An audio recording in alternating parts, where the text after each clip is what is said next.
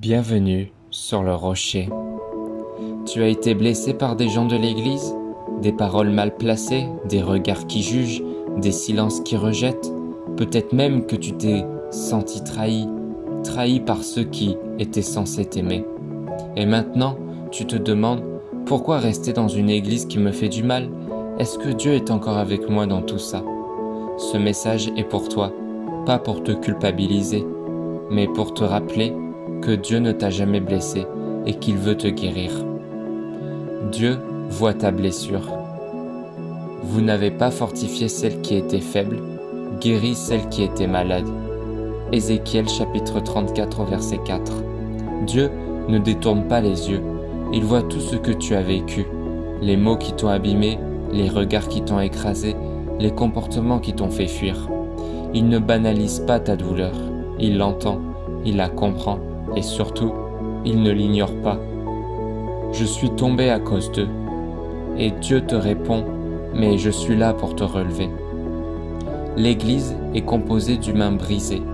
Oui, l'Église est le corps de Christ, mais ce corps est encore en guérison. Ce ne sont pas ceux qui se portent bien qui ont besoin de médecins, mais les malades. Matthieu chapitre 9 au verset 12. Ce n'est pas une excuse pour les abus ou le mal, mais une réalité. Parfois, ceux qui n'ont pas guéri leurs blessures vont projeter leur douleur sur les autres. Et Dieu te dit aujourd'hui, ne mets pas sur moi ce que d'autres t'ont fait. Mon cœur est pur, mon amour est parfait. Ne te coupe pas du corps de Christ. N'abandonnons pas notre assemblée, comme c'est la coutume de quelques-uns. Hébreux chapitre 10 au verset 25. Tu as peut-être mis une distance, et c'est normal. Mais l'ennemi veut transformer cette distance en désert.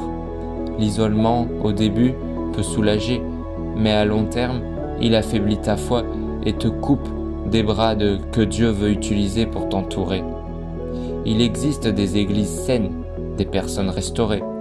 Prie, Seigneur, conduis-moi là où je peux guérir et grandir dans la vérité et l'amour. Guérir avec Dieu, pas contre Dieu. Il guérit ceux qui ont le cœur brisé et pense leurs blessures. Psaume 147 au verset 3. Tu n'as pas besoin de faire semblant avec Dieu, tu peux tout lui dire. Seigneur, je suis fatigué de sourire alors que je saigne à l'intérieur. Et Dieu te répond, tu n'as pas à te cacher, je suis là pour restaurer ton cœur. Même si les hommes ont échoué, Jésus, lui, a été fidèle jusqu'à la croix. Et aujourd'hui encore, il veut t'enlacer, essuyer tes larmes et te reconstruire. Reconstruire avec grâce et vérité. Peut-être que Dieu te demandera un jour de pardonner, pas pour minimiser le mal, mais pour que tu sois enfin libre. Supportez-vous les uns les autres, et si l'un a un sujet de se plaindre de l'autre, pardonnez-vous réciproquement. Colossiens chapitre 3 au verset 13. Mais avant cela, il veut d'abord t'écouter, te soigner, te relever. Guérir, ce n'est pas oublier, c'est laisser Dieu transformer ta blessure en témoignage. Oui, tu as été blessé et tu as le droit de le dire. Mais n'oublie pas ceci, ce ne sont pas les hommes qui t'ont sauvé, c'est Jésus. Ce ne sont pas leurs fautes qui définissent ta foi, c'est ton lien avec Dieu. Ce n'est pas l'Église qui guérit, c'est le Christ. Alors, viens à lui, laisse-le te réconcilier avec son cœur. Et quand tu seras prêt, avec son peuple aussi. Si tu veux prier pour guérir, écris en commentaire « Seigneur, guéris mon cœur ». Abonne-toi pour des vérités bibliques qui soignent, relèvent et restaurent. Et n'oublie jamais, même si des chrétiens t'ont blessé, Christ, lui, ne t'a jamais quitté.